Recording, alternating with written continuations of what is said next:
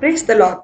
இன்றைய வாக்குத்தத்த வசனம் புலம்பல் 3 அதிகாரம் 26 கர்த்தருடைய ரட்சிப்புக்கு நம்பிக்கையோடு காத்திருக்கிறது நல்லது. கிறிஸ்துவுக்குள் அன்பானவர்களே, நாம் அனைவரும் ரட்சிக்கப்பட கர்த்தருக்காக நம்பிக்கையுடன் காத்திருப்பது நல்லது. நம்முடைய ஆத்மாவை ரட்சிக்க ஆண்டவருடைய வசனமே வல்லமை உள்ளதாய் இருக்கிறது. கர்த்தரால் மட்டுமே நாம் ரட்சிக்கப்படுவோம். நாம் பரிசுத்தமுள்ளவர்களாகும்படி கர்த்தருடைய வார்த்தைகளுக்கு கீழ்ப்படிந்து நடந்தால் அவர் நம்மை ரட்சிப்புக்குள் வழி நடத்துவார்.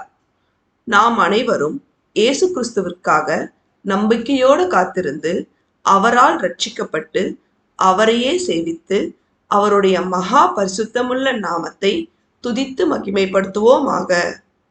தேவன் நம் அனைவரையும் ஆசீர்வதிப்பாராக. ஆமேன்.